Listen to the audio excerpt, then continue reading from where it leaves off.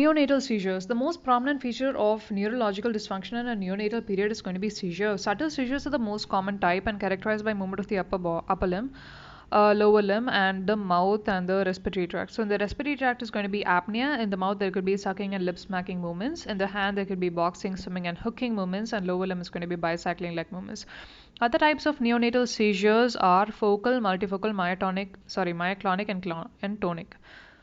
Focal, multifocal, tonic, myoclonic. Focal seizures have a better prognosis after subtle seizures, which have the best prognosis. So the first thing which we saw is the subtle seizure. Subtle seizure has like the respiratory tract, the mouth, the hand, and the leg. That is subtle seizure, okay? That has the best prognosis. There could be numerous causes of neonatal seizures. Could be remembered by the nice picture which I remember. So in the CNS, there's HIE, which is hypoxic ischemic encephalopathy, and ICH, intracranial hemorrhage, which could be again subdural, subarachnoid, meningeal, etc. And then low stuff. Low stuff include low sodium, low glucose, low magnesium, low calcium, and drugs, any sort of drugs, and also pyridoxine B6, vitamin B6. Okay, and then family history and infections like meningitis, encephalitis, tetanus neonatal, and intrauterine infections, and amino aciduria, oxalic aciduria, hyperammonemia, and developmental problems. That's right. So all these are the causes for developing neonatal seizures. So like neonatal period. So seizures due to hypoxic ischemic encephalopathy carry the worst prognosis. Idiopathic seizures carry bad prognosis, but like not very worse. It's just bad. Seizures due to hypocalcemia have a better prognosis. Focal seizure have a better prognosis. Best prognosis for subtle seizure. Drug of choice for neonatal seizure is phenobarbital because like babies are like Barbies. That's how phenobarbital. Phenytoin is an alternative for neonatal seizure. So that was about neonatal seizure. Moving on to status epilepticus. Status epilepticus is defined as a condition in which the duration of one seizure is more than or equal to 30 minutes, or multiple seizures occur within a period of 30 minutes without regaining consciousness in between each episode. Okay, important causes are meningitis, encephalitis, head trauma, idiopathic, developmental neurological abnormalities, hyponatremia, hypoglycemia, pyridoxine deficiency, drug intoxication. Basically, almost all the things which come under the neonatal seizures category.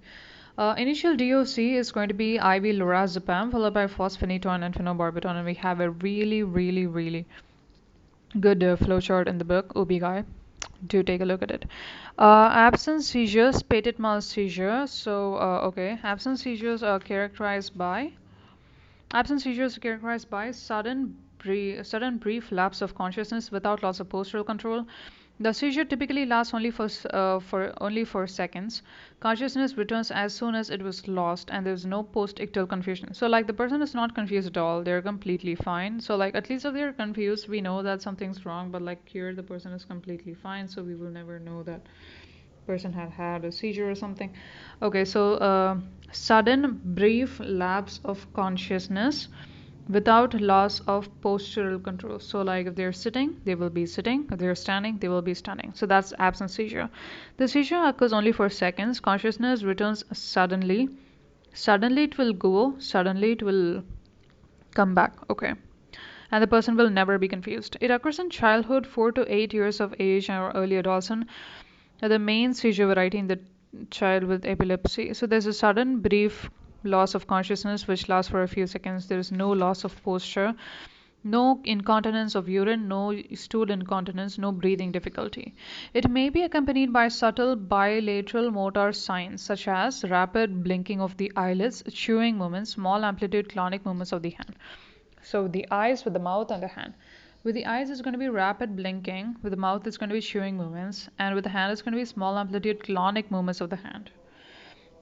Absence seizure repetition. So absence seizure might occur multiple times every day. It can occur even 100 times per day.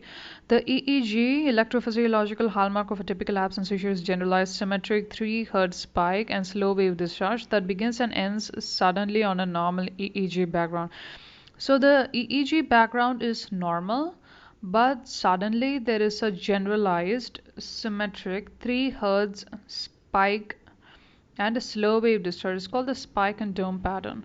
It's precipitated by hyperventilation. Drug of choice for absence seizures valproate. Previously it was ethosuximide, but now it's valproate. Other drugs include lamotrigine and clonazepam. Thanks.